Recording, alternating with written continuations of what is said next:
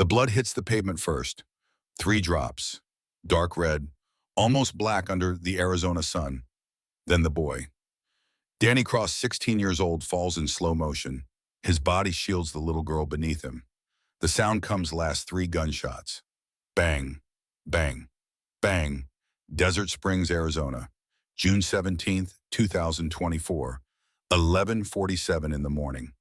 This is how a homeless kid becomes a son. Rewind. 4 hours earlier. Danny wakes under the dumpster behind Big Joe's diner, the metal still cool from the desert night. He counts in his head, 954 days, 954 mornings waking up to concrete and rust and the smell of rotting food. 954 days since everything ended. The counting is all he has left. Numbers don't lie. Numbers don't leave. Around his wrist, a hospital bracelet. White plastic faded from sun and sweat and time. Katie Cross, age 9, DOD 08-15-2021. His sister, 3 years dead. He touches it like a rosary, fingers tracing letters worn almost smooth. She used to say forgiveness was possible. He's still waiting to believe her. Some debts can only be paid in blood. Katie told him that once, reading from a book she found at the library. Danny never understood. Until today. His stomach growls. 2 days since his last real meal. Half a burger someone left on a park bench shared with a stray dog who looked hungrier. Danny crawls out from under the dumpster joints, stiff back aching. 16 years old and his body feels 50. That's what the streets do. They age you, grind you down until you're just bones and hunger and the faint memory of what it felt like to be warm. The morning sun climbs over the desert horizon, turning everything gold. Beautiful and brutal. Danny has learned the desert doesn't care about beauty. It just burns. He checks his backpack. 1 change of clothes, a torn blanket, a water bottle he refills at gas station bathrooms.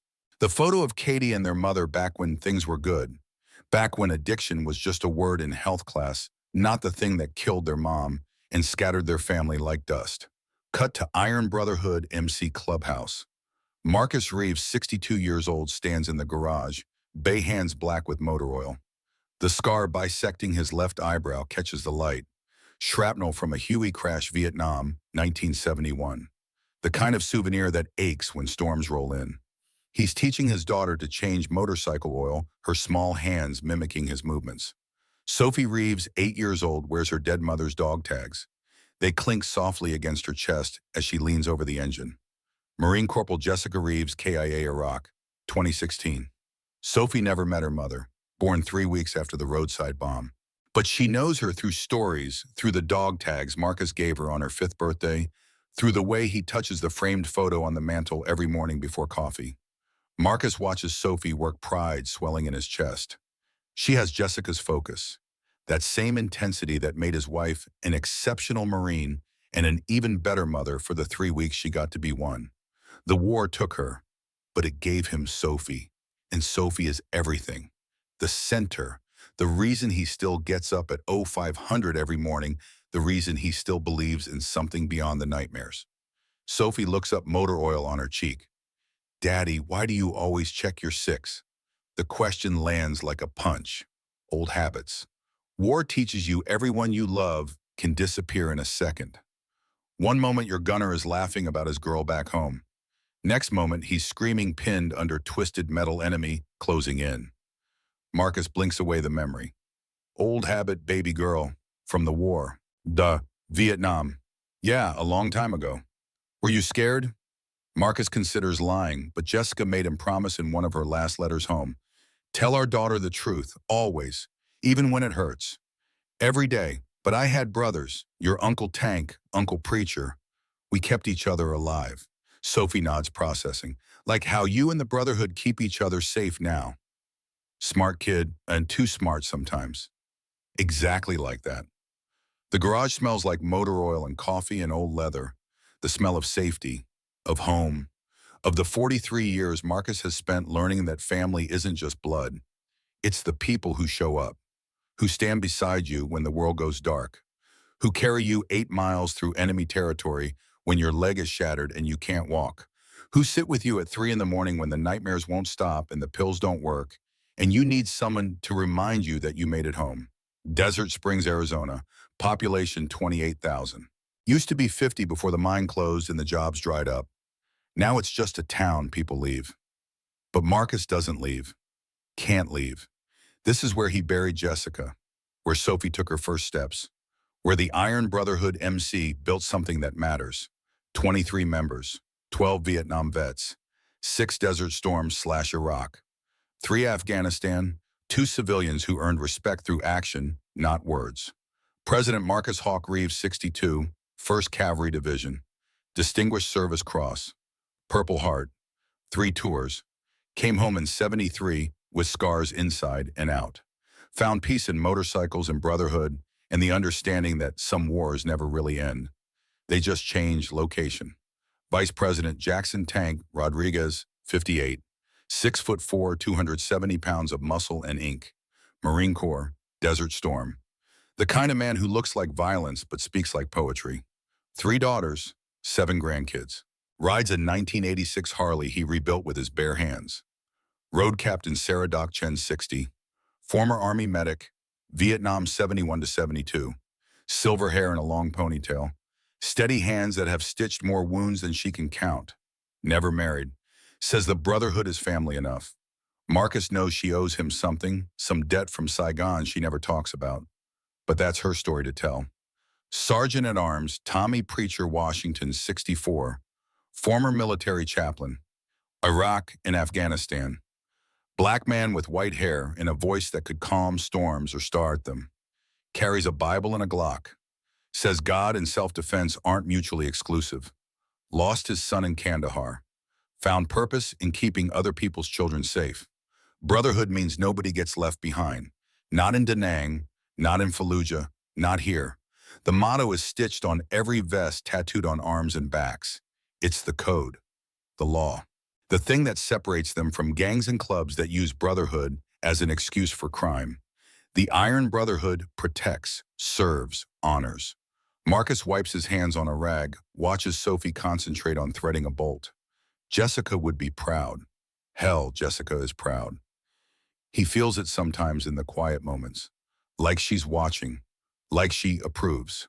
Like love doesn't die just because the body does. Back to Danny. He's learned the diner routine by heart. Big Joe throws out the breakfast leftovers at 7:15. If Danny waits behind the dumpster, stays quiet, stays invisible, he can grab a few biscuits, maybe some bacon that's only a little burned. It's not stealing. It's surviving.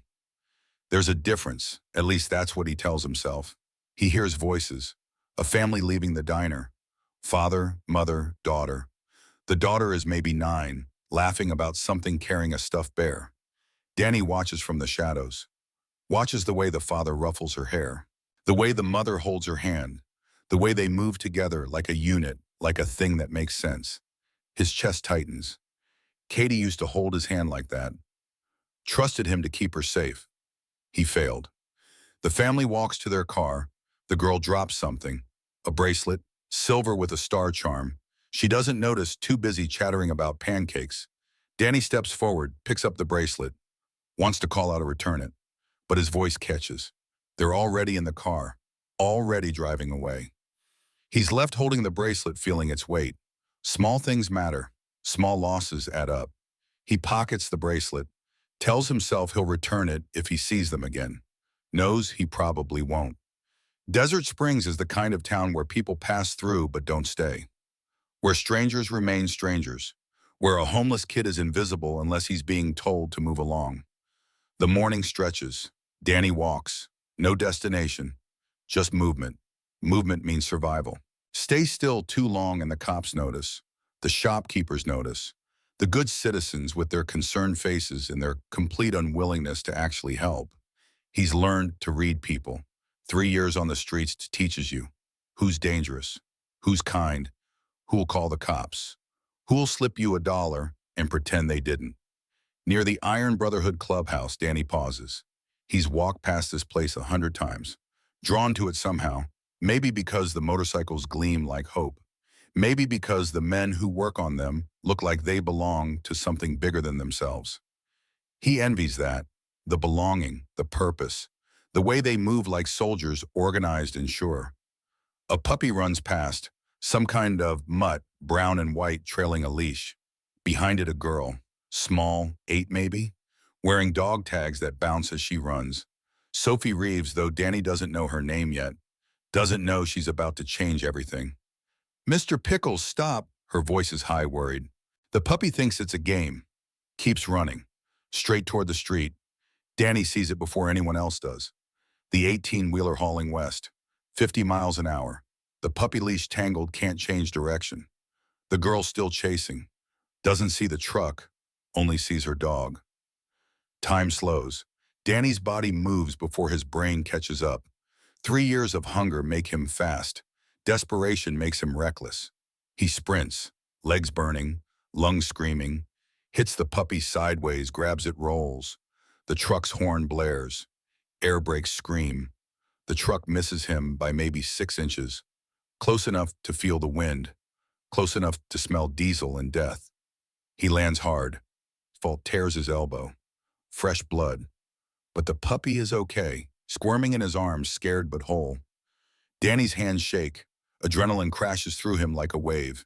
He could have died, again, for the second time this week. But he didn't, and neither did the dog. Sophie runs up, tears streaming. You saved Mr. Pickle. Danny hands her the puppy, unable to speak. His throat is too tight. His hands won't stop shaking. She doesn't notice. Just clutches her dog, buries her face in fur. Then she looks at him, really looks. Are you okay? You're bleeding.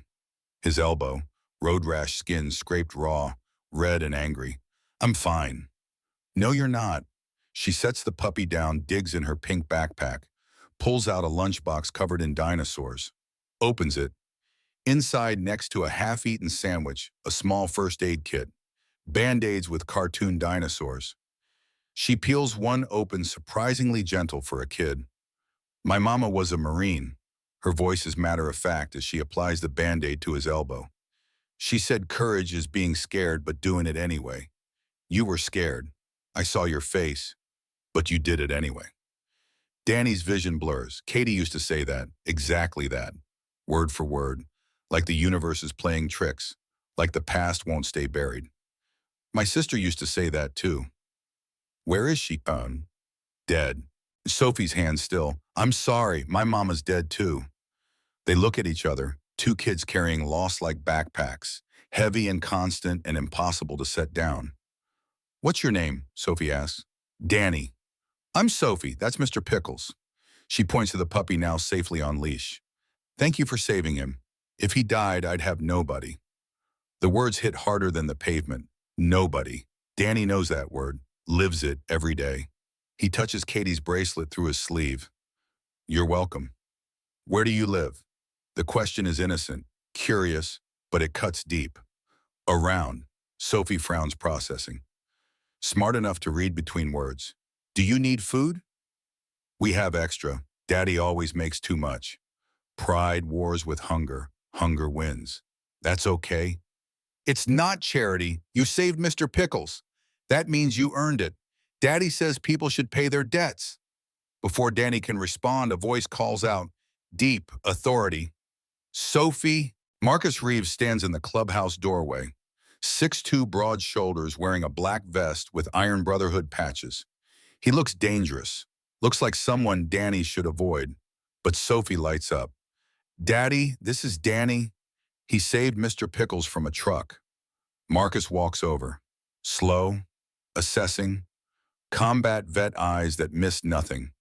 He sees Danny's torn clothes, the dirt, the too thin frame, the hospital bracelet, the careful distance Danny maintains, ready to bolt. That true, you saved her dog. Danny nods, doesn't trust his voice. Marcus extends a hand. Thank you. Danny stares at the hand, calloused, strong, scarred across the knuckles. When was the last time someone shook his hand, treated him like he mattered? He reaches out slowly. The handshake is brief, firm. It feels like acknowledgement, like being seen. Sophie, get back inside. Help Uncle Tank with the inventory. But Daddy? Now, baby girl. Sophie sighs, looks at Danny. Will you be around? Maybe we'll see you again. Maybe. She runs off, puppy in tow. Marcus watches her go, then turns back to Danny. The assessment continues, not hostile, just careful. You hungry? I'm fine. Didn't ask if you were fine, asked if you were hungry. The distinction matters. Danny's stomach answers for him, growling loud enough to hear. Marcus almost smiles, almost. Come inside, we've got leftovers. You eat, then you go. Deal. Every instinct screams no, don't accept help, don't owe anyone, don't trust. But Danny's so tired, tired of being strong, tired of being alone, tired of counting days. Deal. Inside the clubhouse, the smell hits first. Motor oil and coffee and leather and something baking. Cinnamon rolls, maybe. The main room is huge. Motorcycles in various states of repair. Tools organized on pegboards. A kitchen in back. Couches that have seen better days. Walls covered in photos. Marines, Army, Air Force. Men in uniform, young and proud. Some of those faces now belong to the gray-haired bikers working on engines. Tank looks up from a carburetor, sees Danny, raises an eyebrow at Marcus. Marcus nods once. Tank gets it, whatever it is. The silent communication of men who fought together, who trust each other's judgment without question. Doc comes over, 60 years old with silver hair and steady hands. Let me see that elbow. She cleans the wound properly. Antibiotic ointment. Real bandages. Her touch is professional. Gentle. When'd you last eat a real meal? Few days ago. She doesn't lecture, just finishes bandaging. Preacher, heat up those ribs from yesterday. Preacher, the chaplain with white hair, nods. Moves to the kitchen. Danny sits awkwardly on a stool, surrounded by men who look like they could break him in half. But they don't. They just work, talk quietly, laugh at some joke, treat him like he's not there. And somehow that's the kindest thing. Not making a spectacle, not making him explain, just letting him exist. The food comes. Ribs, potato salad, cornbread. More food than Danny's seen in weeks. His hands shake as he eats, tries to go slow, tries to be polite, but his body betrays him. Wolfs it down. Tank slides over a glass of milk, says nothing, just goes back to his work. Sophie appears, ignoring her father's earlier command. See, Daddy, I told you he was hungry. Marcus doesn't scold her, just shakes his head, resigned. You don't listen very well, do you? I get that from you. She grins, cheeky and confident, the grin of a kid who knows she's loved. Danny watches their interaction. The ease, the trust, the way Sophie leans against Marcus's leg and he automatically puts a hand on her head. The casual intimacy of family. Something Danny hasn't felt in 954 days. Something he thought he'd never feel again. Across town in a black SUV, Carlos Mendez watches through binoculars. The clubhouse, the bikers, the little girl playing with her dog. He's been watching for weeks, planning, waiting for the right moment. The scorpion at cartel doesn't forgive, doesn't forget. 2 months ago, these bikers helped the DEA, helped them bust a shipment, $5 million in meth, 8 arrests. Carlos's operation crippled. His phone buzzes, text in Spanish. Jefe wants results, daughter targets, make it hurt. Carlos types back. Soon. He loads his gun. 9mm, 15 rounds, more than enough. The plan is simple. Grab the girl, make the father suffer, send a message. Don't mess with the cartel. Don't play hero. Heroes die. Heroes watch their children die. Movement catches his eye. The homeless kid, walking out of the clubhouse, looking fed, looking almost human. Carlos frowns. Complication. The kid's always around, always in the wrong place, like a ghost, like a curse. He makes a note. If the kid interferes, kill him first. Send a different message. This is what happens when you get involved. Danny leaves the clubhouse as the sun climbs toward noon. His stomach is full. His elbow is bandaged. He feels almost okay. Almost. Sophie waves from the doorway. Come back anytime, Danny. You're our friend now. Friend. The word echoes. Danny doesn't have friends. Hasn't had friends since Katie died, since he ran from foster care, since he chose streets over systems that grind up kids and spit them out. Marcus appears behind Sophie, makes eye contact with Danny. Nods once, not pity. Something else. Recognition, maybe. Like he sees past the dirt and hunger to something worth acknowledging. Danny nods back, turns away before the gratitude chokes him. He walks toward the park, toward the bench where he sometimes sleeps. The bracelet Sophie gave him is in his pocket, the dinosaur band-aid on his elbow. Small kindnesses. They shouldn't matter. But they do. Katie's voice in his head. See, Danny, people can still be good. Maybe, or maybe this is the exception, the outlier. The statistical anomaly in a world that mostly doesn't care. Danny's learned not to hope. Hope hurts worse than hunger. But as he settles onto the park bench, watching the afternoon light turn everything gold, he allows himself one moment, one small moment of something that feels dangerously close to peace. Back at the clubhouse, Marcus stands in the doorway, watches Danny disappear around the corner.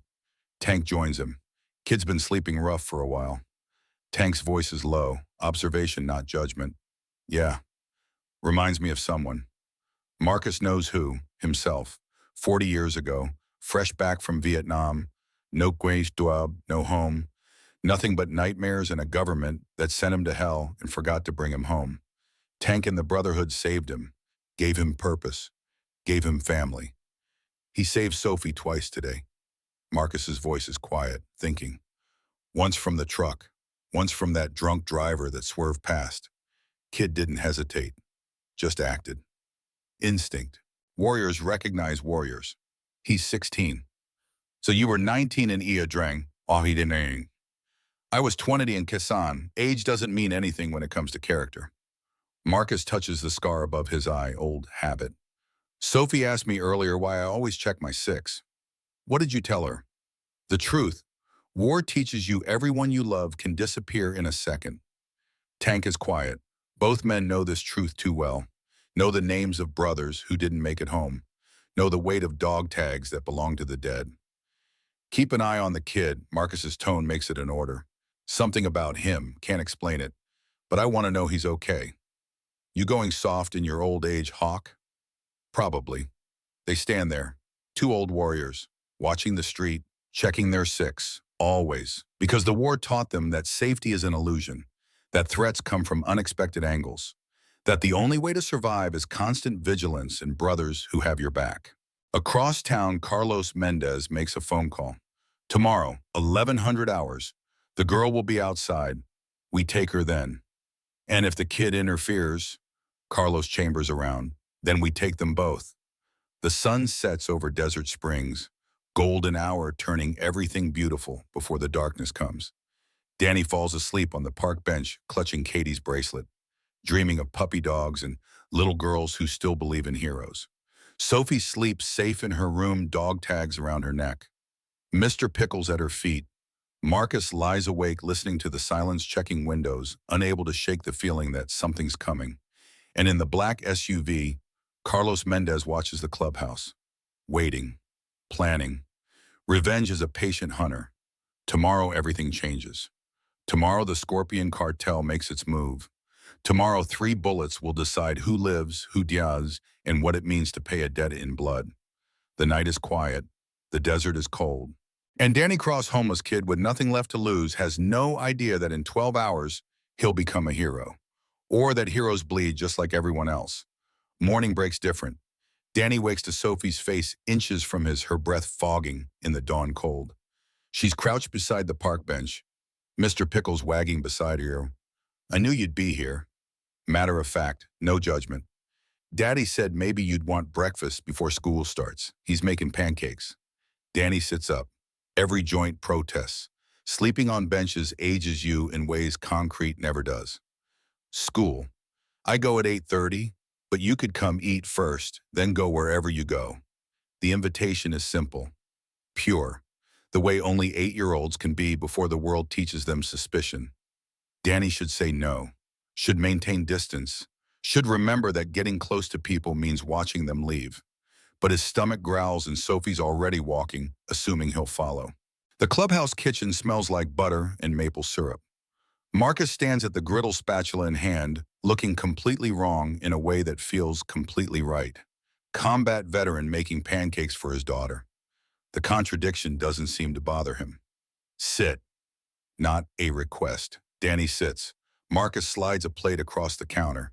3 pancakes, bacon, eggs, more food than yesterday, more food than Danny deserves. Coffee. I don't drink coffee. Good, you're 16, you shouldn't. Marcus pours orange juice instead, sets it down, returns to the griddle.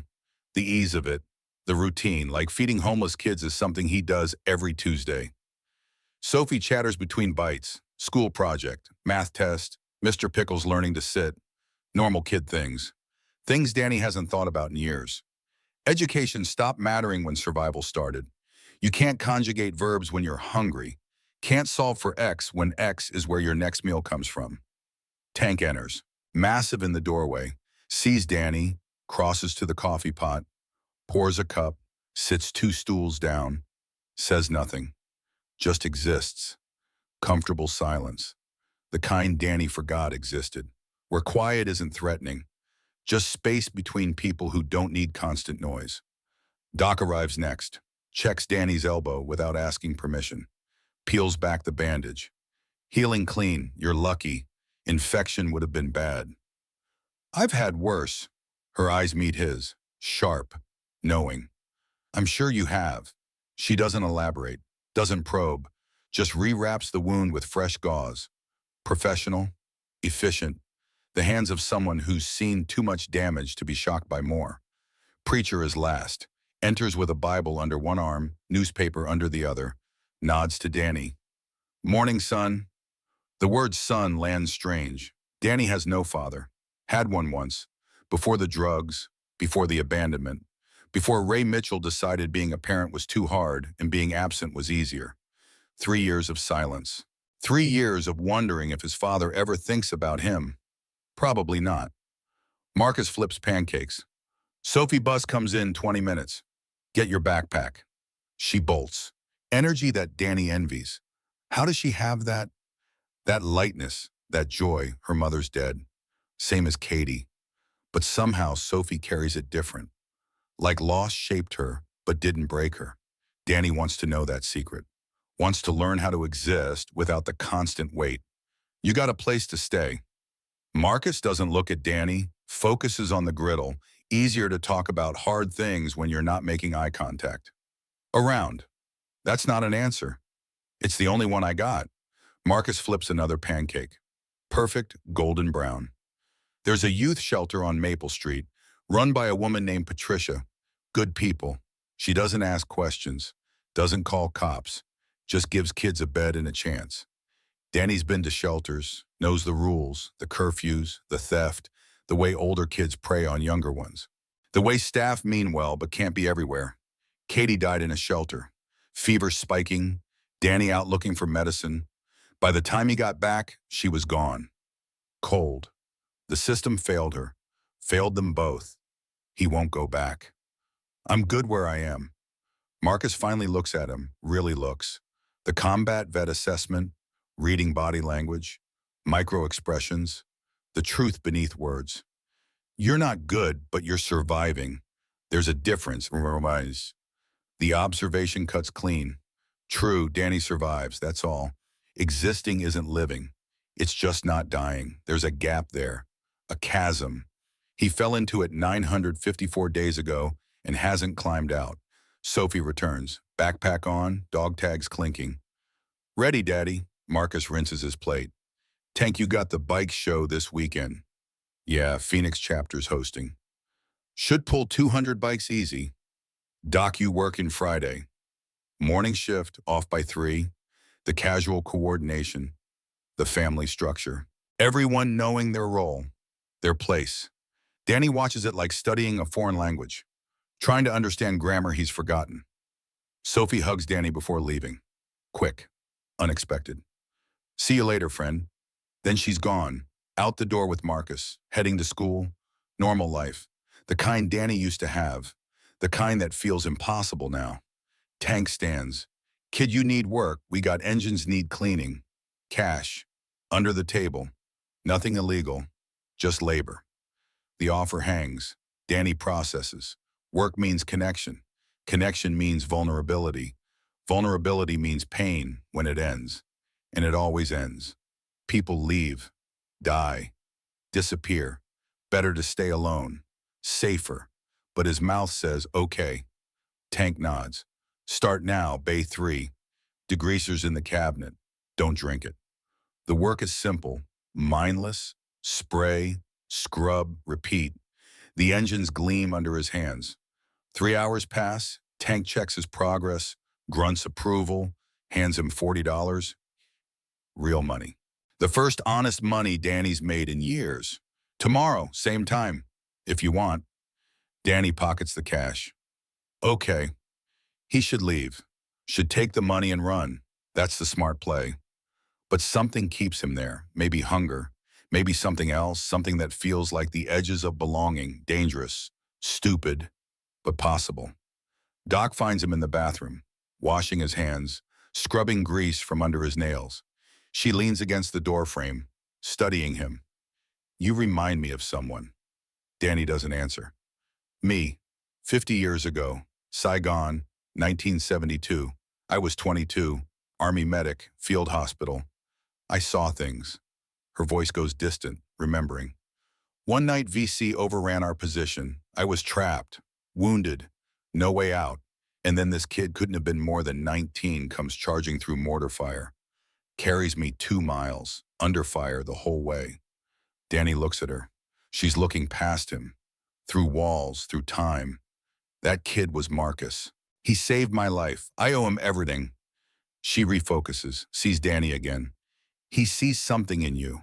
I don't know what, but Marcus doesn't save people randomly. He has instincts, combat instincts. They kept him alive in hell. They don't lie. I'm not worth saving. Neither was I, but here we are. She straightens. Tomorrow, bring your stuff. We got a couch in the office, better than a park bench. She leaves before Danny can refuse, before he can explain that accepting help means owing, that debts compound, that eventually someone collects.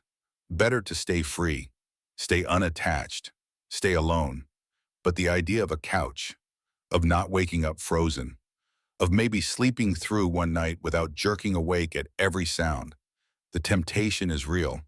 Across town, Sheriff Wade Bronson takes an envelope from Carlos Mendez. Thick, heavy, the weight of compromise. 30 years in law enforcement, 30 years of doing the right thing, until his daughter got sick. Leukemia. The kind insurance doesn't cover, the kind that costs $600,000 and counting, the kind that makes good men do bad things.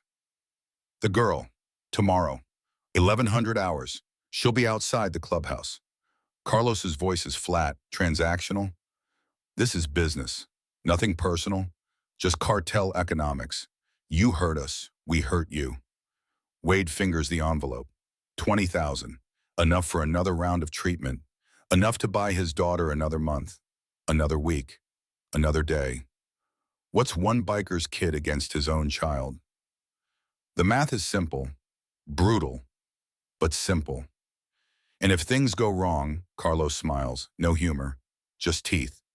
They won't. We're professionals. Wade leaves, drives home, kisses his daughter's forehead. She's sleeping, bald from chemo, thin as paper, fighting, his little girl, his everything. And he's selling his soul to keep her breathing. The badge on his chest feels heavier than it should, like it knows, like it's judging. At the clubhouse, Marcus returns from dropping Sophie at school, Tank's working on a carburetor, Preacher's reading his Bible, Doc's inventory spreadsheets. Normal Tuesday, routine. But Marcus feels the itch, the combat sense. Something's wrong, can't name it, can't see it, but it's there, lurking, waiting. Tank, something's off. Tank doesn't question, doesn't ask for proof. Combat brothers don't need evidence. What do you need? An extra eyes on Sophie, school pickup. I'll handle it, but I want backup. Done. This is Brotherhood. No explanations required, no debates. Someone says there's danger, everyone responds. The chain of trust forged in fire, tested in blood, proven over decades. Danny spends the afternoon learning motorcycles.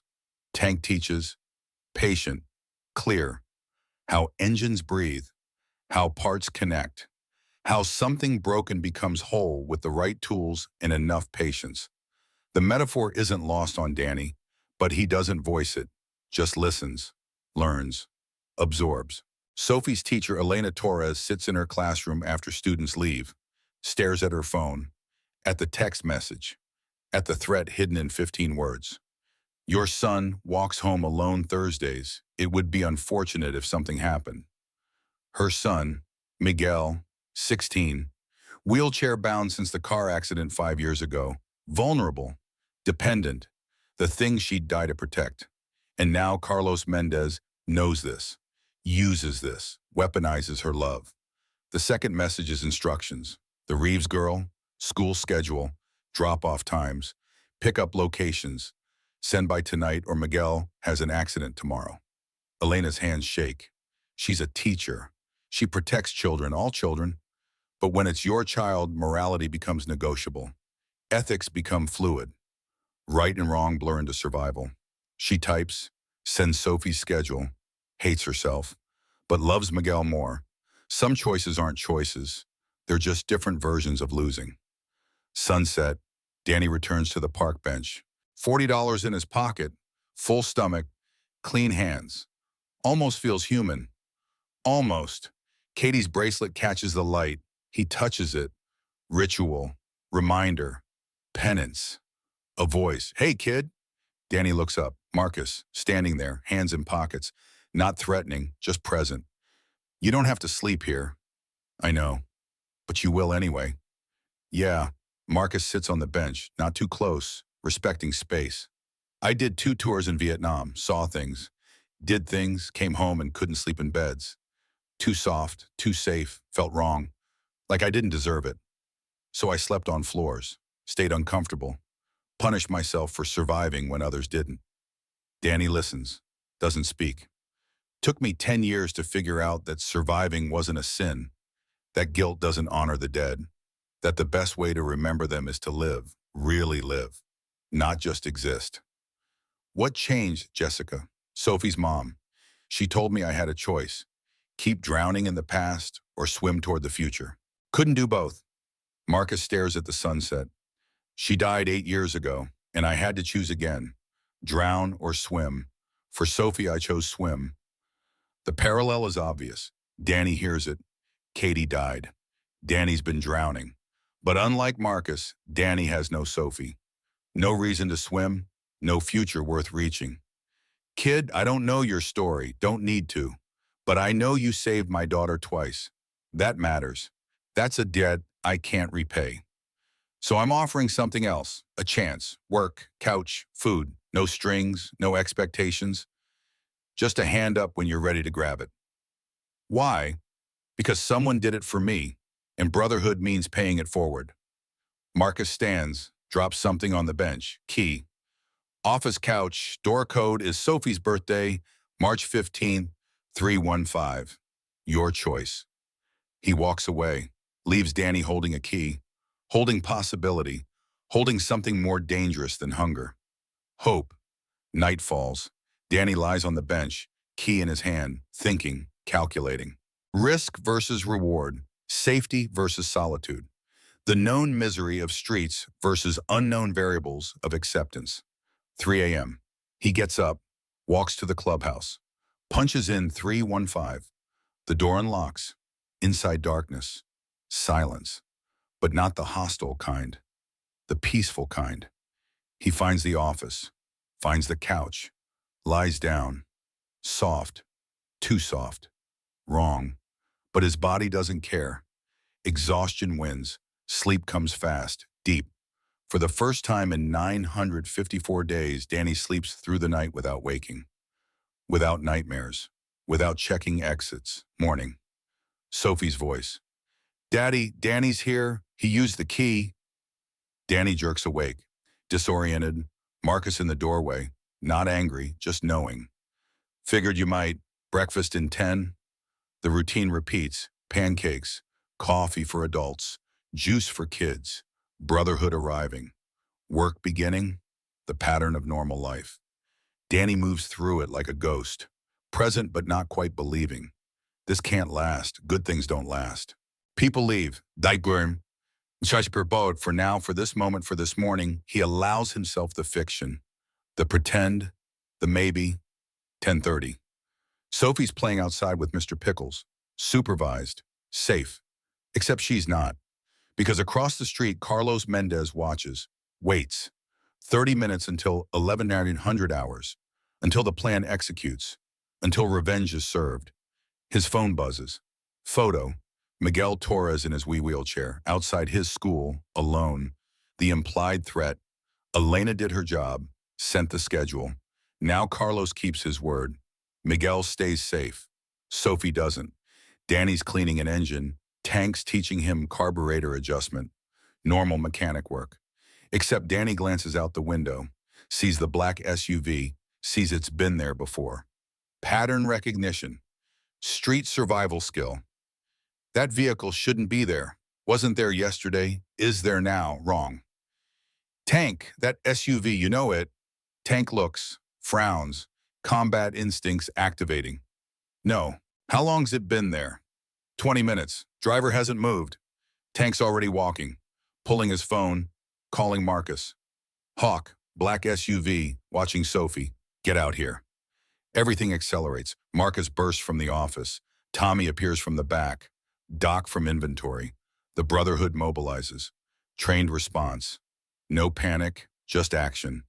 But they're too late, because Carlos Mendez isn't waiting until 1100.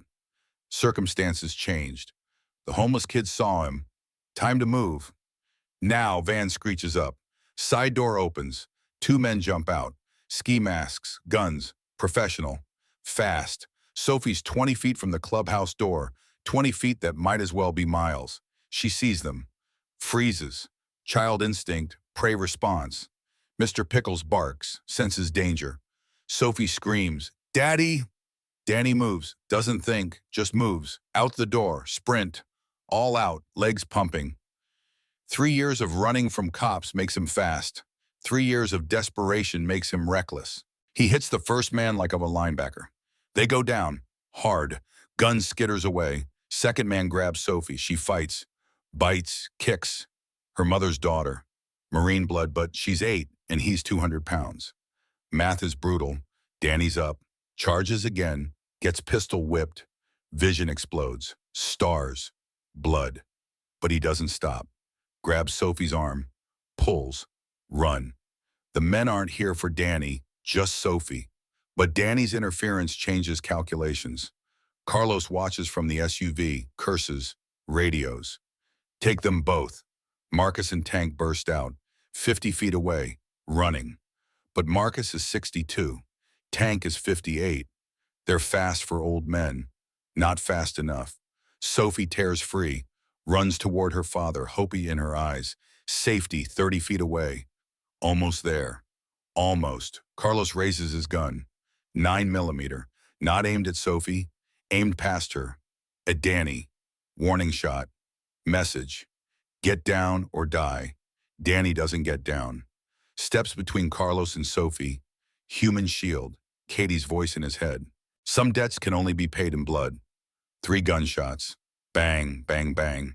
Sophie's scream. Marcus's roar. Tank's curse. Doc's prayer. The moment stretches. Slow motion. Every detail crystal. First bullet. Danny's left shoulder. Entry. Exit. Clean through. Blood spray. He doesn't fall. Not yet. Second bullet. Right side. Between ribs. Punctured lung. Painful. Burning. Breath stolen. He staggers. Still standing. Third bullet. Back. Near spine. This one drops him. Legs give out. He falls. Covers Sophie. Last act. Final shield. Protecting her even as consciousness fades. Blood pools, dark red. Almost black. Sophie underneath him. Screaming, safe. Alive. Danny's work done. He tries to speak. Can't. Lungs don't work. Vision tunnels. Edges going dark. Katie's face. Young. Healthy. Before the fever. You did it, Danny. This time you did it. Marcus reaches them. Lifts Danny off Sophie. Blood everywhere. Sophie screaming. Danny's not. Can't. just looks up, tries to focus, tries to stay. But the dark is winning, always wins eventually. Marcus's face above him, desperate, scared. Stay with me. You hear me? You stay. Danny touches his wrist. Katie's bracelet. Last sensation, last connection. Then nothing.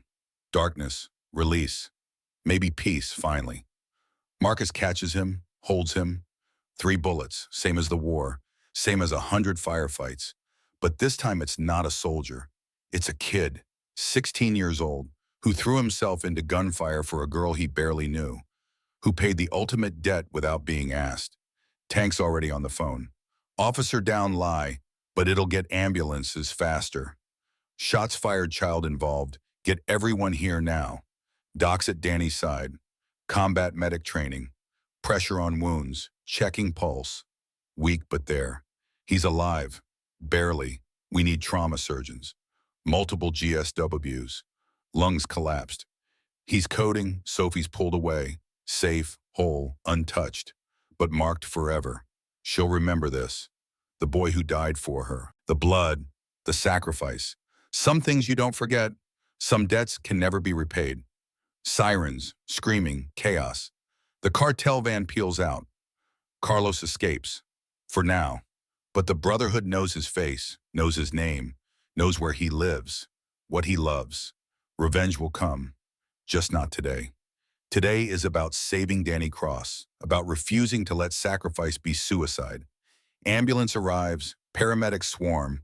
Marcus won't let go, still holding Danny, blood soaking his hands, his shirt, his soul. He saved her. 3 bullets, and he saved her. Tank pulls Marcus back, gentle, firm. Let them work, brother. Let them save him. They load Danny. So much blood. Too much. How does a 16-year-old have this much blood to lose? Doc climbs in the ambulance. I'm coming. I'm a medic. I can help. The doors close. Sirens wail. Gone. Marcus stands there, covered in Danny's blood. Sophie clutching his leg. Tank beside him. The Brotherhood gathering. 12 men. Vietnam. Desert Storm. Iraq. Afghanistan. Warriors all. But this isn't war.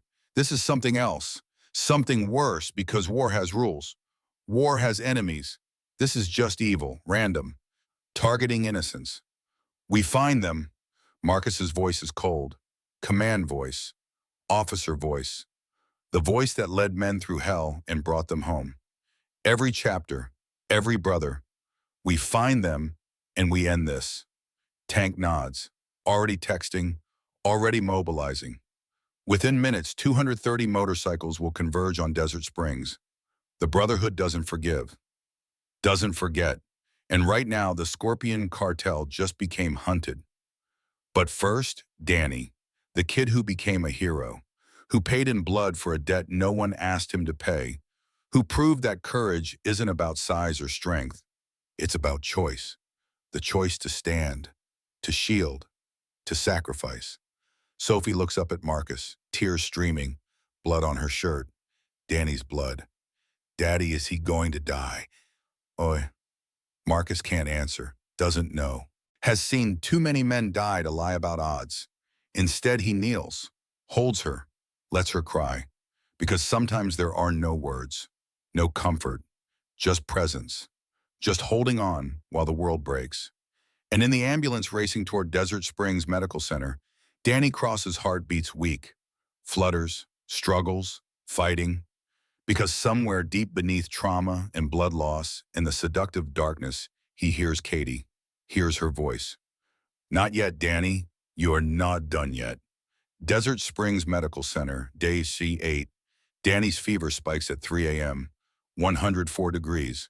Monitors scream, nurses rush in, doc's already there sleeping in the chair, combat medic instincts waking her before alarm sound. Code Blue standby, he's crashing. Dr. Patterson arrives still in pajamas under her white coat, living 10 minutes from the hospital for moments like this. She examines Danny's chest drain. Cloudy fluid, wrong color, wrong consistency. The nightmare every surgeon fears. Empyema, infected pleural space. his lungs filling with pus. Marcus stands in the doorway, Sophie clutching his hand, both woken by Doc's emergency call, watching Danny convulse, watching machines fight to keep a kid alive who's already fought too hard.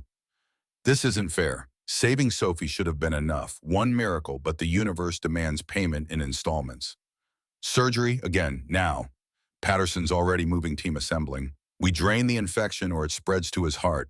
He's got maybe 2 hours. They wheel Danny away. Marcus follows to the OR doors. Can't go further.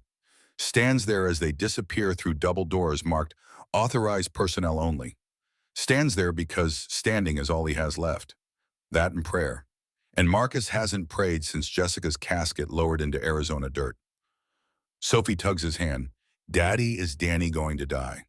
The question every parent dreads. Answer honestly and destroy hope. Lie and destroy trust. Marcus kneels to her level. Tank taught him this. The kneeling giant moment. Make yourself small so the child feels safe enough to be scared. I don't know, baby girl, but Dr. Patterson is the best, and Danny's strong, stronger than anyone I've ever met. Stronger than you, Marcus considers. His 3 tours, his Purple Heart, his decades of survival. Then thinks about Danny, 16 years old, 3 bullets, no family, no home, nothing but will. Yeah, stronger than me. The surgery takes 4 hours. Patterson opens Danny's chest again, barely healed incisions torn fresh. Drains 2 liters of infected fluid, yellow-green, thick, the color of death postponed.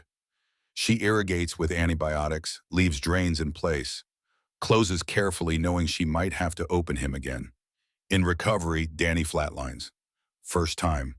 Heart stops. Monitor goes from beeping to flatline, scream. Patterson grabs defibrillator paddles. Clear, shock, nothing. Again, shock, nothing. Third time. Danny's body arcs. Heart stutters. Catches. Rhythm returns. 10 minutes later, it happens again. Cardiac arrest. The trauma too much. The body deciding maybe death is easier than this endless fight. Patterson doesn't give up. Won't. Can't. This kid survived 3 bullets. She'll be damned if infection takes him.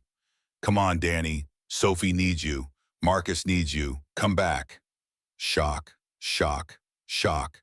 On the 5th attempt, his heart decides to try again. Weak, irregular, but beating.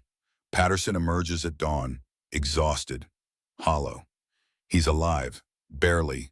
The next 24 hours will tell us if the infection's controlled, if his heart stabilizes, if he wants to keep fighting. Marcus hears the unspoken truth. Danny might choose to let go, might decide 3 bullets and 2 surgeries and endless pain is enough, might surrender, and no one could blame him.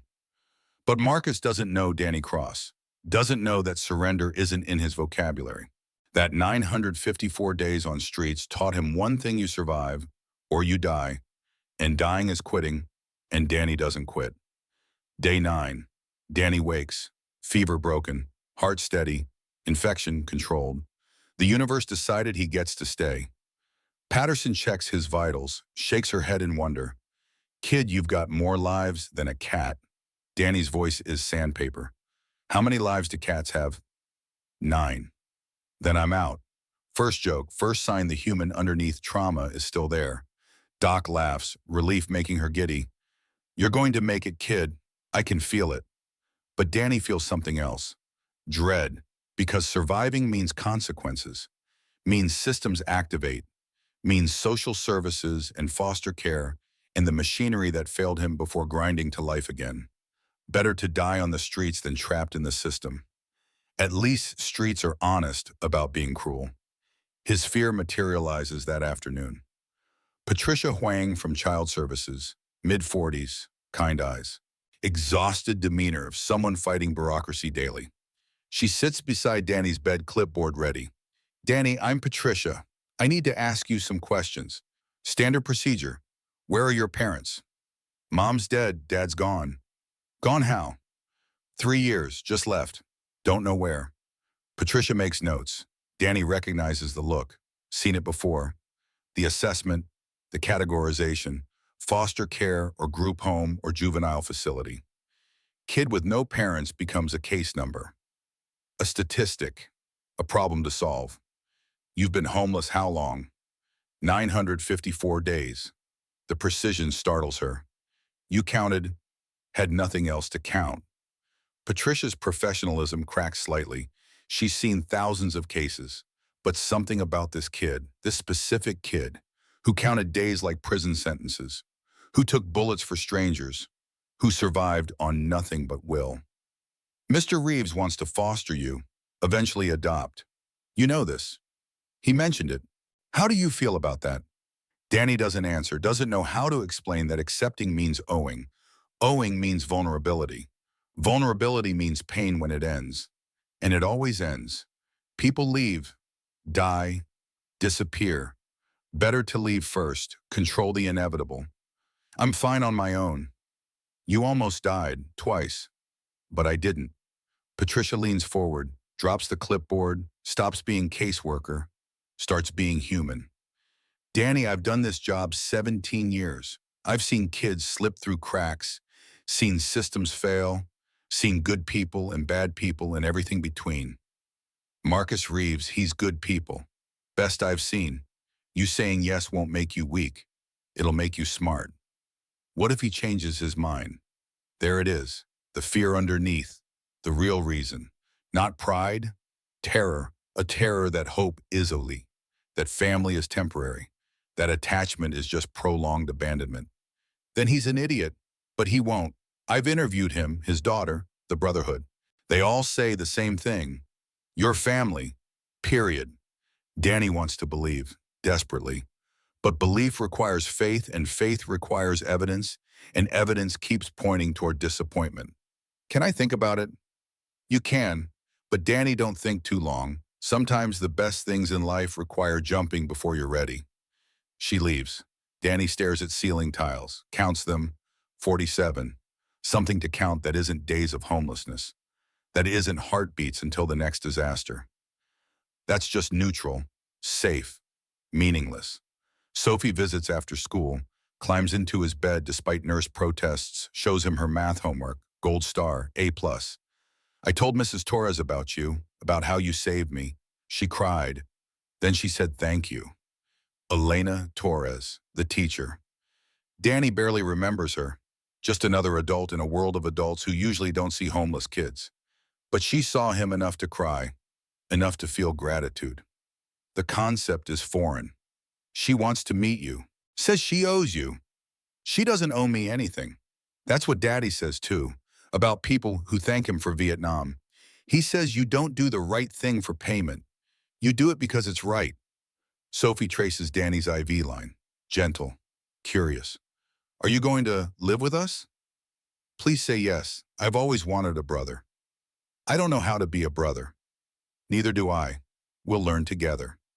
Child logic, simple, pure. And as if learning family is like learning multiplication. Practice in time, and eventually it clicks. Maybe she's right. Maybe family isn't instinct. Maybe it's choice repeated daily until it becomes habit. Maybe Danny can learn. I'll think about it. Don't think too long. Thinking makes things complicated. Just say yes. She falls asleep against his shoulder.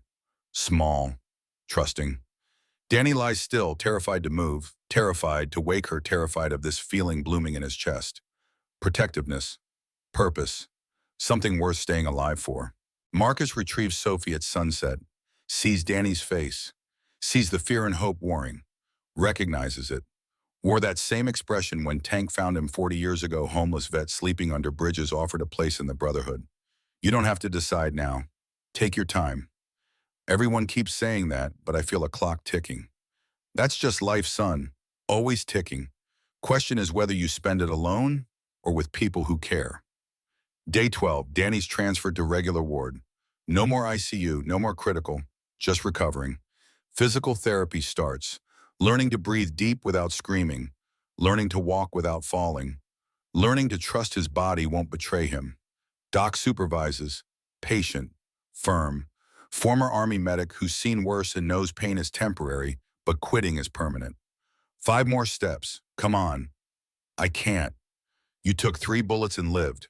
5 steps is nothing. Danny takes the 5 steps, then 5 more, then collapses into wheelchair lungs, burning ribs, screaming. But he did it. Proof that broken things can still function, still move, still charm. That afternoon, a man appears in Danny's doorway. 42, thin, haunted eyes, clothes that haven't been washed in days, smell of alcohol poorly masked. Danny recognizes him instantly despite 3 years, recognizes the shape of his own face in this man's features. Hi, son. Ray Mitchell, father, absent, abandoner, back. Danny's world narrows to this moment. Heart rate monitor spikes, 120, 130. Nurse notices, moves toward the room. Danny waves her off. Can't, won't, needs to handle this alone. What are you doing here? Ray steps in, uninvited, unwelcome. I heard about what happened, saw it on the news. You're a hero. I'm not a hero. I'm just a kid who didn't want another kid to die. Still brave. I'm proud of you. The words land like acid. Proud. 3 years of silence. 3 years of not knowing if his father was alive or dead or cared. And now he shows up, claims pride. You left me. Katie died and you just disappeared. Ray has the decency to look ashamed. I couldn't handle it. Your mother, then Katie. I fell apart. Drinking. Couldn't take care of you. Thought foster care would be better. It wasn't. I know, I'm sorry. Sorry. The word people use when they have already taken everything and want absolution for theft. Danny grips the bed rails, knuckles white. Why are you really here? Ray shifts, uncomfortable. The truth emerging beneath excuses. I'm your father. You're in the news. People asking questions. Lawyers calling. There might be compensation for what happened. Civil suit against the cartel. Could be money. There it is. Not love, not reconciliation. Money. The real reason Ray Mitchell crawled from whatever hole he'd been hiding in. Because Danny became valuable. Because bullets make good headlines, and headlines make good lawsuits, and lawsuits make good paydays. Get out. Danny, I'm your legal guardian. You're still a minor. I said get out. Marcus appears, filling the doorway, not threatening, just present, solid. You heard him. Ray sizes Marcus up, sees the combat vet, the Brotherhood president, the man who won't back down. Who are you, family? He's my son. He's been your son for 16 years. Where were you the other 3? Ray knows he's lost, knows he can't compete with this. But desperation makes people stupid. I have legal rights. Court will give you back to me. You're just some biker. Tank appears behind Marcus, then Doc, then Preacher. The Brotherhood materializing. Silent support, physical reminder that Danny isn't alone anymore, isn't vulnerable, isn't raised to reclaim. Marcus's voice drops. Command voice. Officer voice. You can try court, but you'll lose. Because Danny will tell judges you abandoned him. Because I'll testify about finding him starving. Because every social worker will see you for what you are, a deadbeat dad smelling opportunity. You can't. I can, and I will. Now leave before I forget. I'm trying to set a good example. Ray leaves, scurries, defeated but not done. Danny knows this, knows desperate men don't quit easy, knows Ray will return with lawyers and custody papers and legal threats, knows the next fight is coming. He'll be back. Marcus sits beside the bed. Probably, but that's what family does. We fight battles together. You're not alone anymore. I don't want his money, don't want anything from him. I know, but the court might not see it that way. Biological parents have rights, even bad ones. Marcus pauses, choosing words carefully. Unless someone else legally adopts you first, then those rights transfer. I mean if you want. No pressure, no obligation. But if you say yes, I'll file papers today. We'll fight Ray together. As family. Legal family. Danny looks at Marcus, really looks, sees the gray hair and scars and sincerity. Sees a man who's already proven he shows up, who sits in hospitals, who stands in doorways, who means what he says. Katie's voice whispers, Sometimes the best things require jumping before you're ready. Yes, one word, two letters, a universe of meaning. Marcus nods once. Firm, final. Okay then, I'll call Richard. Get the paperwork started. But paperwork takes time, and Ray Mitchell has nothing but time. And rage. And a lawyer named David Chen who specializes in custody battles and doesn't care about right versus wrong and only winning versus losing. Day 15. Danny's discharge. Walking with a cane. Breathing shallow but functional. Doc provides medication schedule, follow-up appointments, physical therapy instructions, the logistical maintenance of a body stitched back together. Marcus drives Danny and Sophie home, not to the clubhouse, to his house. 3-bedroom ranch, suburban, normal. The kind of place Danny hasn't lived in since his mother was alive, since addiction was just a word, since family was a given, not a gift. This is your room. Blue walls, clean, empty dresser and closet waiting to be filled, bed with new sheets, desk with lamp, window overlooking the backyard where Mr. Pickles is currently destroying a toy. The basics of teenage life, the infrastructure of belonging. Danny sets his backpack down. Everything he owns, one change of clothes, Katie's bracelet, the photo of his family when they were whole. Not much, but his. We'll get you more clothes, toiletries, whatever you need, just make a list. I don't need much. Maybe, but you deserve more than just need. You deserve want. Marcus pauses at the door. Take your time settling in. Dinner's at 6, Sophie's rule. We eat together. Family thing. Family thing. The phrase settles over Danny like a blanket. Warm, slightly suffocating. The weight of expectations and rituals and belonging. Terrifying, necessary, chosen.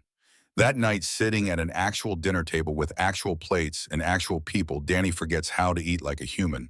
Shovels food too fast. Habit of streets where eating slow means someone steals your meal. Sophie giggles. Marcus says nothing. Just refills Danny's water. Passes seconds. Treats teenage desperation as normal, not shameful. After dinner, Sophie demands a movie. Family tradition. Friday nights. They crowd on the couch. Danny stiff, uncertain where he fits. Sophie solves it by climbing between them, leaning on Danny's good shoulder, feet in Marcus's lap, claiming both, binding them through her small body. The movie is something animated, bright colors, happy ending.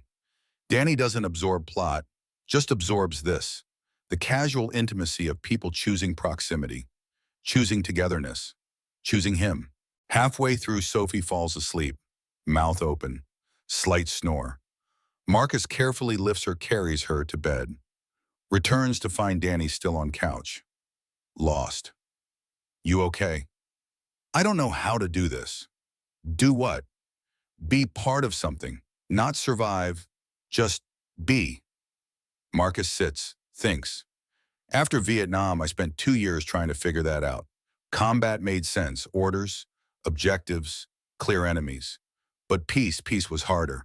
I didn't know how to just exist without a mission. What changed? Tank told me that I was making it too complicated. That being wasn't about having answers. It was about showing up every day, even when it's boring, especially when it's boring. That's family, that's life, showing up. That's it, just show up. Just show up. Danny can do that. Showing up is something he knows, has done for 954 days. Only difference now is there's somewhere worth showing up to. Week 3, the custody papers arrive. Ray Mitchell versus Marcus Reeves. Legal battle for Daniel Cross's future. Patricia Huang testifies for Marcus. Doc testifies. Tank, preacher, every Brotherhood member offering character witness, offering proof that Marcus is fit, stable, prepared. Ray's lawyer argues biological rights, argues rehabilitation, argues that 3 years of absence is forgivable, that people change, that fathers deserve second chances. Elena Torres sits in the gallery watching, silent, guilty. Her testimony could help Marcus. Revealing Ray threatened her, revealing cartel connections. But speaking means risking Miguel, her son, wheelchair-bound, vulnerable. The courtroom is packed. Brotherhood in the back rows, vests and leather, looking dangerous, looking protective. The judge, Margaret Torres, 63 Family Corps veteran, eyes them warily. She's seen clubs, gangs, organizations that use family as cover for crime. But she's also seen the paperwork, the background checks, the service records. These men are veterans, protectors. Different. Ray takes the stand, performs, cries on cue. I made mistakes, I know, but I'm sober now, 6 months clean, working. I want my son back. Want to make amends. Please, give me a chance. The performance is good, practiced. Ray's lawyer nods approvingly. But Marcus's lawyer, Richard Hayes, 70 years of courtroom experience, sees through it. Cross-examination cuts. Mr. Mitchell, when did you last see your son? 3 years ago. Before today, when did you last attempt contact? I, I wasn't in a good place. So never. I was struggling. Your son was homeless, starving, nearly died from those bullet wounds. Where were you? I didn't know, you didn't know because you didn't look. Didn't care, not until he became newsworthy. Until lawyers mentioned civil suits. Money. That's when you suddenly remembered being a father. Ray's facade cracks, anger showing through. You don't understand what I went through. I understand you abandoned your child. That while he was sleeping under bridges, you were sleeping off hangovers. That every day he survived alone was a day you chose yourself over him. The judge bangs her gavel. Mr. Hayes, restrain yourself. But the damage is done. Jury sees it. Gallery sees it. Most importantly, Danny sees it. Sees his father's true face. The self-pity masquerading as love. The opportunism dressed as redemption. Marcus testifies next. Simple. Direct. I found Danny after he saved my daughter. Kid was starving, homeless. I offered food, work, couch, no strings. He earned everything, worked hard, became family, not because of blood, because of choice. My choice, his choice, Sophie's choice. We want him, he wants us, that's family. The judge asks Danny to approach. He walks with his cane, still healing, still hurting, stands before her, small, vulnerable, but not broken, never broken. Danny, you're 16, old enough to have a voice here. What do you want? The question is simple. The answer is everything. Danny looks at Ray, sees nothing, looks at Marcus, sees Sophie, sees Tank, sees the Brotherhood, sees people who showed up, who stayed, who chose him when choosing was hard. I want Marcus, I want Sophie, I want family that means it. Ray stands, desperate. Son, please. I'm not your son. You gave that up 3 years ago when you left, when Katie died and you ran. I forgive you, because holding anger is like drinking poison and expecting you to die. But forgiveness doesn't mean forgetting, doesn't mean trust. You're my father biologically, but Marcus is my dad. The distinction matters. Father is biology, dad is choice, action, presence. Marcus is dad, has earned it, proven it, will continue proving it. Sophie can't stay silent, jumps up. Your Honor, can I say something? Judge Torres smiles slightly, procedurally inappropriate, but go ahead. Sophie walks to the front, 8 years old, fearless. Danny's my brother, he saved my life. He took bullets for me. People who do that, they're heroes. Heroes deserve families, good families. We're good, we love him. Please let him stay. The courtroom is silent. Even Ray's lawyer has no response. No counter-argument for a child's simple truth. Judge Torres reviews papers, studies faces, makes calculations that balance law against justice, procedure against humanity. Mr. Mitchell, I see no evidence you're prepared to parent. You've demonstrated 3 years of absence, no employment records, no stable housing, and based on testimony, potential substance abuse issues. I'm denying your petition. Ray sags, defeated. Mr. Reeves, I'm granting temporary guardianship. Full adoption hearing will be scheduled 6 months from now. Prove you can provide stable, loving home environment, and I'll make this permanent. Danny, you get a say too. If at any point this isn't working, you tell Ms. Huang. Understood. Yes, Your Honor. The gavel falls. Decision made. Legal. Binding. Danny's legs give out. The relief too much. Marcus catches him, holds him up, literally and figuratively, the way dads do. Outside the courthouse, Ray approaches. One last attempt. Danny, I really am sorry. I know I messed up. You did, but I survived anyway. I'm good now. Better than I've ever been. I hope you get help. I hope you get better, but I can't be the reason you do. That's your work, not mine. Wisdom beyond 16 years. Wisdom bought with 954 days of survival. Ray nods. Broken. Leaves. Danny watches him go. Feels nothing. Not anger, not love, just closure. The final severing of a cord that never held weight anyway. Tank claps Danny's shoulder. Proud of you, kid. That took guts. Thanks. Now comes the hard part. What's that? Actually being a family, day after day, through boring stuff, through arguments about chores and curfews and homework, through normal life. Danny smiles, slight, real. I think I can handle boring, but boring doesn't come. Because that night, while Danny sleeps in his new room in his new bed with his new family downstairs, Carlos Mendez makes his move. Final revenge. If he can't kill the girl, he'll take her.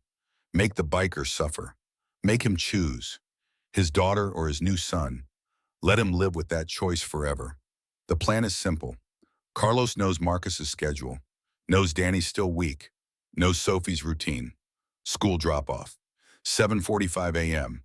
Marcus does it personally, but there's a window. 60 seconds when Marcus parks and walks Sophie inside. 60 seconds when the car is empty, except for Danny in the passenger seat. Carlos and three men wait. Black van, tinted windows, professional. They've been watching 3 days, learning, planning. Tonight's the execution. 3 a.m. 3 a.m. They park down the street. Wait. At 7:30, Marcus's truck passes. Heading to Sophie's school, Carlos follows at a distance. Professional tale. Marcus doesn't notice. Why would he court victory yesterday? Family settling, guard lowering, human nature. You can't stay vigilant forever. Eventually, exhaustion wins. Marcus parks, Sophie unbuckles. Danny stays in the truck. Too tired, still healing. I'll wait here. You sure Mrs. Torres wanted to thank you in person? Tomorrow, promise. Marcus nods. Takes Sophie's hand. They walk toward school entrance. 60 seconds begins. Carlos's van pulls up. Side door opens. 2 men jump out. Fast, trained. One grabs the truck's door, locked, smashes window with baton. Glass explodes. Danny jerks awake. Sees the men, sees the guns, sees death. He tries to run. Can't. Seatbelt. Fumbles with buckle.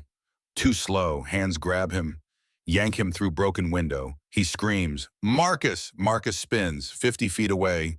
Sees Danny being dragged into the van. Starts running. Tank's truck squeals up. Parallel arrival. Planned. Marcus wasn't alone after all. Brought back up. Combat instincts never truly sleep. But Tank's 50 feet becomes 40 becomes 30. Not fast enough. The van's door starts closing. Danny inside, disappearing. Then Sophie breaks from Marcus, runs toward the van. No, not my brother. She's faster, kid-sized, determined. Reaches the van before the door closes. Climbs in, grabs Danny. I won't let you take him. The calculation changes. Carlos was taking one. Now he has 2. Marcus and Tank both charging. 20 feet away, 15. Carlos makes the call. Go. We got them both. The van peels out. Tires screaming. Marcus nearly reaches it. Fingers brush metal. But nearly isn't enough. The van speeds away. Sophie and Danny inside, gone. Marcus stands in the parking lot, watching his entire world disappear. The way Jessica disappeared. The way Combat Brothers disappeared. The way everything you love eventually disappears if you're not fast enough, strong enough, vigilant enough. Tank's on the radio. All chapters. Code red. Sophie and Danny taken. Black van. License. He rattles off numbers. The Brotherhood network activates. 15 local members. plus Phoenix chapter, Vegas, Tucson, Albuquerque. Within 30 minutes, 230 motorcycles will form the largest search grid Arizona's ever seen. Marcus pulls his phone, calls sheriff's office, but this time not Wade. Wade's under investigation. The new sheriff is Wade's deputy, the one who defected during the first kidnapping attempt, the one who chose honor. This is Marcus Reeves. Scorpion Cartel just took my daughter and son. Black van. I'm texting you plate numbers. You get every unit on this, now. Already mobilizing. We'll find them. Marcus ends the call, looks at Tank. Assemble everyone. We're not waiting for cops. Hawk, they're professionals. They'll have contingencies. I don't care. They took my kids. Both of them. We burn the desert down if we have to, but we get them back. This is the warrior emerging, the officer. The man who led soldiers through hell and brought them home. The man who doesn't negotiate, doesn't compromise, doesn't stop until mission complete. The Brotherhood converges on the clubhouse. Bikes roaring in from every direction. The sound of thunder, of rage, of family going to war. Doc sets up communications. Tommy coordinates with police. Preacher starts making calls to informants, street sources, anyone who might know where Carlos hides. Marcus stares at maps. Red dots marking known cartel safe houses. Blue dots marking Brotherhood positions. Green dots marking police units. The tactical display of a rescue operation. But underneath tactics, underneath strategy, pure terror. Because Sophie is 8, Danny is 16 and barely healed. And Carlos is desperate. Desperate men are unpredictable, dangerous. Tank enters. We got a hit. Warehouse on the south side. Abandoned meat packing plant. Source says he saw the van go in 20 minutes ago. How reliable is the source? 70%. Good enough. Assemble strike teams. 3 approaches. You lead east. Tommy leads west. I'm going center. We hit them from all sides. They won't know where to defend. And if the kids are in crossfire, Marcus's jaw tightens. The impossible equation. Rescue requires force. Force creates danger. Protecting them might kill them. We don't shoot unless we have clear lines. Cartel fires first, we end it. But we prioritize extraction. Danny and Sophie out safe. Everything else is secondary. The teams assemble, 70 bikers. The remainder stay as reserves or watch other locations. This is controlled aggression. Military precision applied to civilian rescue. Every man knows his role. Every man has a sector. 40 years of combined combat experience mobilizing for 2 kids. They ride. No lights, no sirens. Just the low rumble of engines. The mechanical heartbeat of Brotherhood. Marcus leads center column. 23 bikes behind him. He touches the photo in his vest pocket.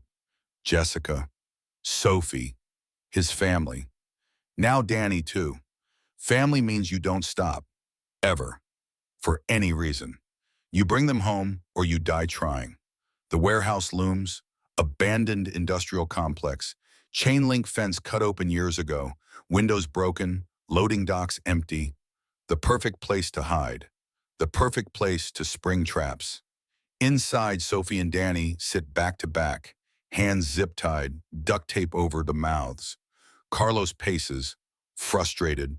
He wanted one, got 2, complicates everything. But maybe it's better, more leverage, more pain. Your father will come, probably bringing his biker friends. Let them. We're ready. Carlos gestures to 4 men positioned at windows, rifles and professional security. This isn't amateur hour, this is cartel operations. These men have defended shipments against DEA raids, against rival cartels, against military interventions in Mexico. A biker club, easy. Danny works his wrists. The zip tie cuts into skin. He's weak, still healing, but he's also 954 days of survival instinct. He remembers Tank teaching him engine work, remembers tools, metal edges, abrasion. Everything's a weapon if you're desperate enough. There, near the loading dock, broken glass, large shard, sharp, 5 feet away. Danny inches backward. Sophie realizes, helps, her smaller body giving him leverage. They move like caterpillars, slow, silent. The guards aren't watching closely. Why would they? Kids are restrained. Harmless. 3 feet, 2 feet, one. Danny's fingers find the glass. Sharp pain, blood, but also contact. He grips it, starts sawing at Sophie's zip tie. The plastic resists, then gives. Her hands free. She pulls the tape from her mouth, gasps, starts working on Danny's restraints. Carlos turns, sees. Hey, they run, no plan, just instinct. Through the warehouse, toward the back exit, toward anywhere that isn't here. Carlos chases, shouts. Guards mobilize. But Danny and Sophie are small, fast, desperate. They burst through a door into alley. Freedom 50 feet away. Gunshot. Concrete explodes near Danny's feet. Warning shot. Next one won't be. They freeze. Carlos catches up, breathing hard, gun aimed. Nice try, but you're not going anywhere. Then motorcycles, the rumble, the roar, the sound of 230 bikes converging. Carlos's face goes white. He wasn't expecting this. Wasn't expecting an army. Marcus's voice over megaphone. Carlos Mendez, let them go, you're surrounded. Carlos grabs Sophie, gun to her head, uses her as shield. Back off or I kill her. I swear to God. Danny doesn't think. Can't think. Just acts. Throws himself at Carlos. Weak. Half-healed. But desperate. They tumble. Gun flies away. Sophie runs. Danny and Carlos grapple on the ground. Danny's stitches tear. Blood blooms through his shirt. Pain whites out his vision. But he holds on. Holds Carlos down. Gives Sophie seconds to escape. Tank crashes through the warehouse door. Sees Danny. Sees Carlos. Tackles Carlos off Danny. Pins him with 270 pounds of veteran muscle. You move, I break your neck. Test me. Other bikers flood in. Secure the guards. No shots fired. Pure, overwhelming force. Marcus finds Sophie in the alley. Scoops her up. She's crying. Terrified. But whole. Alive. He holds her. I got you. I got you. Daddy Danny's hurt. He's bleeding. Marcus runs back inside, finds Danny on the ground. Tank's already applying pressure to the torn stitches. Doc's there. Combat medic instincts. He ripped the lung repair. Needs hospital. Now. They carry Danny out. Ambulance arriving. Sirens. Police. The machinery of law enforcement catching up to Brotherhood justice. Carlos and his men are arrested. Evidence secured. But Marcus doesn't care about any of that. Only cares about the kid bleeding in the ambulance. The kid who threw himself at an armed man to save his sister. Again. Always again. At the hospital, Dr. Patterson is ready. Same kid? Are you kidding me? He ripped the stitches, saving Sophie. Patterson shakes her head. Exasperated. Impressed. This kid's going to give me gray hair. Get him into OR4. Again. The surgery is shorter this time. Repair the repairs. Reinforce the stitches. Danny's body is learning to heal even as he keeps damaging it. Resilience built over 954 days. Refusing to quit. Refusing to die. Recovery. Again. Marcus and Sophie in the waiting room. Again. But this time feels different. Final. Like the universe is done testing. Like Danny's proven whatever needed proving. Like maybe now finally they get to be boring. Get to be family without crisis. Without bullets. Without courtrooms or cartels or chaos. Danny wakes at midnight. Marcus is there, sleeping in the chair. Sophie curled in his lap. Both exhausted. Both keeping vigil. Danny watches them. His family. Chosen. Fought for. Earned. Katie's bracelet catches the light. He doesn't touch it compulsively anymore. Doesn't need to. The ritual is ending. The guilt is lifting. Forgiveness is coming. Katie, I think I'm okay now. I think I finally paid the debt. Morning, Danny's awake. Alert. Patterson checks his vitals. You need to stop ending up here. I'm starting to take it personally. I'll try. Try harder. Next time I'm charging rent. Sophie climbs into the bed. Careful. Gentle. You saved me. Again. Yeah. Why do you keep doing that? Danny thinks, really thinks. Because you're my sister. That's what brothers do. The simplicity of it, the truth. Family means protection, sacrifice, showing up, even when it hurts, especially when it hurts. Carlos Mendez sits in county jail. Federal charges, kidnapping, weapons, enough to put him away for 30 years minimum. His daughter's photo is with his belongings. Maria, dead at 7, the reason for everything, the excuse for nothing. Revenge didn't bring her back, didn't ease the pain, just added more bodies, more grief, more emptiness. Wade Bronson visits, former sheriff, now witness, now informant, now working to dismantle everything he enabled. Carlos, they're offering a deal. You testify against the cartel leadership, they reduce your sentence. 20 years instead of 30. Why would I help you? Because continuing to fight just makes more orphans, more kids like Danny who lose everything. Your daughter wouldn't want that. Carlos looks at Wade, sees another broken father, another man who chose wrong for right reasons. She wouldn't. Maria, she was kind, hated violence. I dishonored her memory with this. So honor it now, testify, help end this cycle. Carlos agrees, not because of the reduced sentence, because Wade's right. Maria wouldn't want revenge, wouldn't want more Danny Crosses wandering streets, wouldn't want her father becoming the thing he hated. Sometimes healing starts with surrender. 6 months later, the adoption hearing, final, binding, Judge Torres presiding, same courtroom, different energy, no contestation, no fight, just formality. Mr. Reeves has Danny integrated successfully into your household. Yes, Your Honor, he's family in every way that matters. Danny, do you wish to be legally adopted by Marcus Reeves? Danny stands. No cane now, healed. Scars visible but fading. Yes. Then by the power vested in me by the state of Arizona, I grant this adoption. Daniel Cross is now Daniel Cross Reeves. Congratulations. The gavel falls. Sophie cheers. The Brotherhood applauds. Tank wipes his eyes. Preacher says a quiet prayer. Doc nods approval. Marcus stands and walks to Danny, embraces him. Father and son, legal, real, forever. Outside the courthouse, the Brotherhood forms a corridor. Bikes lined up, every member standing at attention. As Danny walks through, each one places a hand on his shoulder. Welcome home. You're ours, we're yours, the warrior's acknowledgement, the family's acceptance. That night dinner at Marcus's house, extended family, Tank brings ribs, Doc brings salad, Preacher brings cornbread, Jake brings beer and soda, 15 bikers crammed into a living room. Loud, chaotic, perfect. Sophie gives a speech, written on notebook paper. This is my brother Danny. He's the bravest person I know. He saved me 3 times. I love him. Thank you for coming. Applause. Danny's face burns red. Embarrassed, grateful, overwhelmed. Tank raises his beer. To Danny, who proved that family isn't blood. It's choice, it's sacrifice, it's showing up. Welcome to the Brotherhood, kid. Officially. To Danny, the chorus of voices, the sound of acceptance. Later, after everyone leaves after Sophie's asleep, Marcus finds Danny on the back porch, staring at stars, thinking, "You okay?" "Yeah, just processing. A year ago, I was sleeping under dumpsters.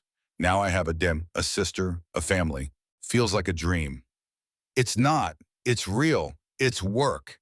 Every day choosing to show up, choosing to trust, choosing to let people in. But you've done harder things. Have I? You survived 954 days alone. You took 3 bullets for a stranger. You faced your father in court. You fought an armed man to save your sister. If you can do that, you can do family. Easy. Danny smiles. I don't think family is easy. It's not, but it's worth it. They sit, father and son, watching stars, not talking, just being. The comfortable silence of people who don't need constant noise, who trust proximity, who've earned rest. 5 years later, Danny Cross Reeves stands at a podium, 21 years old, Arizona State University senior, social work major, 3 scars on his torso visible when he lifts his shirt to demonstrate a point. Scars he wears proudly now. Evidence of choice, proof of love. 5 years ago, I was nobody, homeless, alone, waiting to die. Then I met a little girl with a puppy. He gestures to Sophie in the front row. 13 now, taller, still wearing dog tags. She taught me something. Family isn't who you're born to. It's who shows up. The auditorium is packed. Katie's house dedication ceremony, homeless youth shelter, funded by Brotherhood donations and state grants. 50 beds, full kitchen, medical clinic, education center. Everything Danny needed 5 years ago but didn't have. Everything he's building for the next kid. My sister Katie used to say, some debts can only be paid in blood. I paid mine 3 times. But that's not the debt I'm talking about now. The debt I'm paying now is different. It's the debt to the universe. Someone gave me a chance when I had nothing. So I give chances to kids who have nothing. That's how we break cycles. That's how we heal. Marcus watches from the side. 67 now. More gray. Still strong. Still riding. Proudest father in Arizona.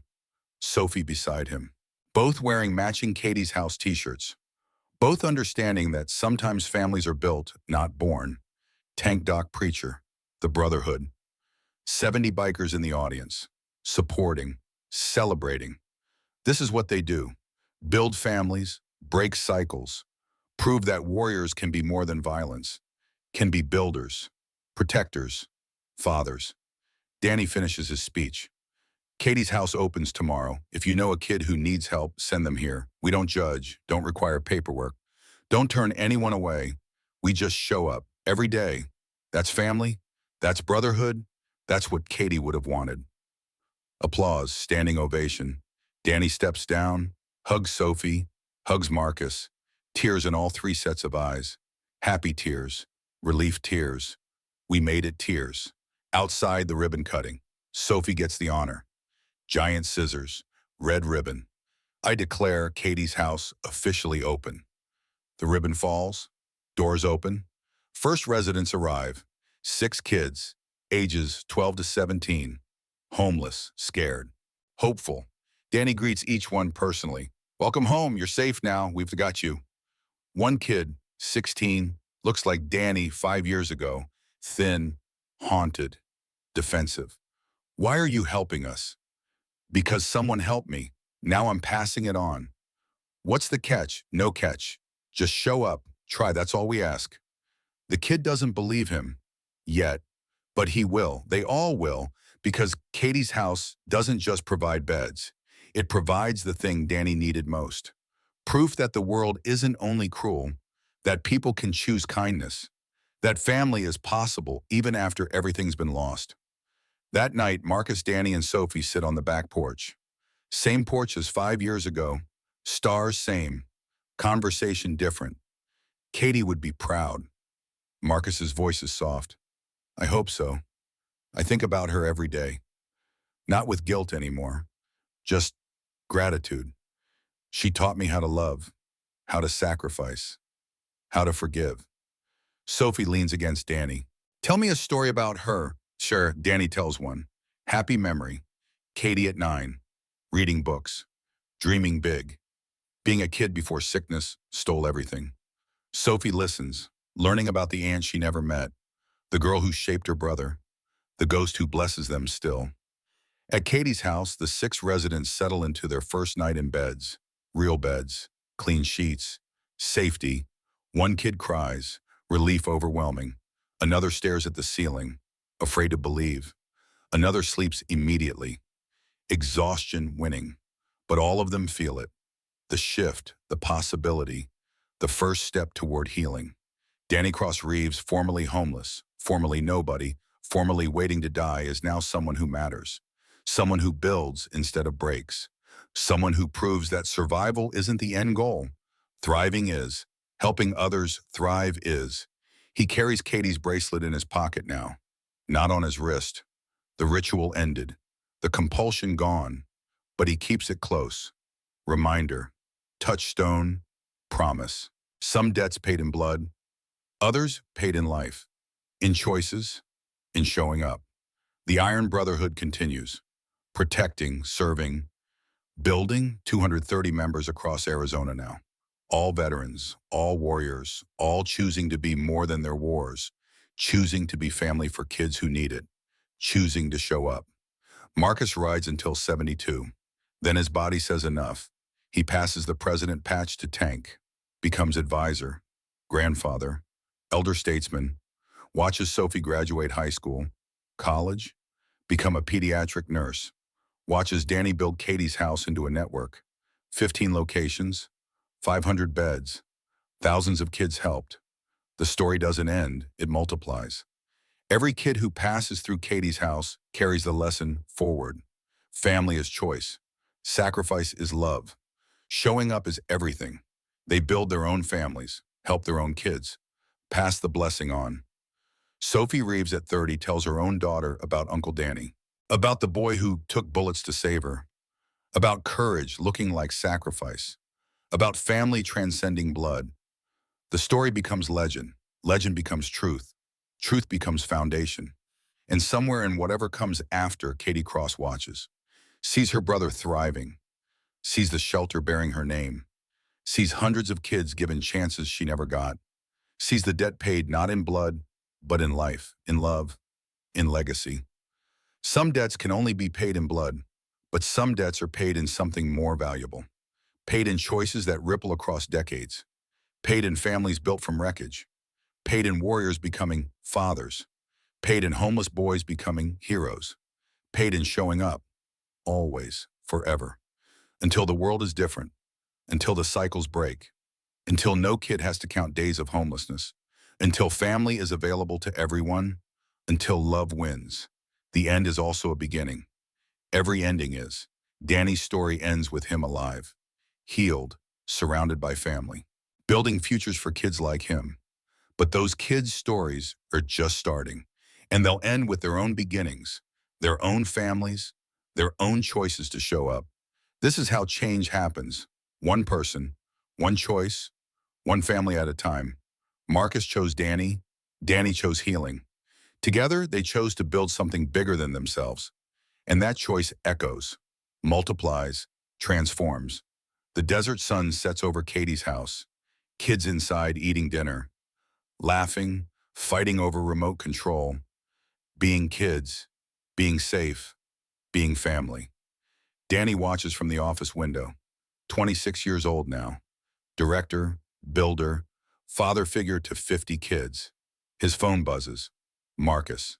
Dinner Sunday, your turn to bring dessert. Sophie's already claiming she's making the main course. God help us all. Danny laughs. I'll bring the pie and the Tums. Smart man. Love you, son. Love you too, Dad. He hangs up, looks at Katie's photo on his desk. 16 years since she died. 16 years since his world ended. But it didn't end. It transformed. Pain became purpose. Loss became legacy. Death became life. Thank you, Katie, for teaching me how to live, for teaching me that some debts you're paid in love. I hope I made you proud. The photo doesn't answer, doesn't need to. Danny knows, feels it in his bones, in the peace that finally settled, in the forgiveness that finally came, in the family that finally formed. He made her proud, made himself proud, made Marcus proud, made Sophie proud, made everyone proud who ever believed that broken things can heal, that lost things can be found, that homeless boys can become sons, that families can be built from wreckage, that warriors can become fathers, that bullets don't have to be endings, that they can be beginnings. 3 bullets, 1 family, infinite love. The story of Danny Cross Reeves, hero, son, brother, builder. Proof that the universe, despite evidence to the contrary, sometimes chooses mercy, sometimes offers grace, sometimes saves the boy who saves the girl, sometimes pays the debt in something more valuable than blood, sometimes just sometimes chooses love.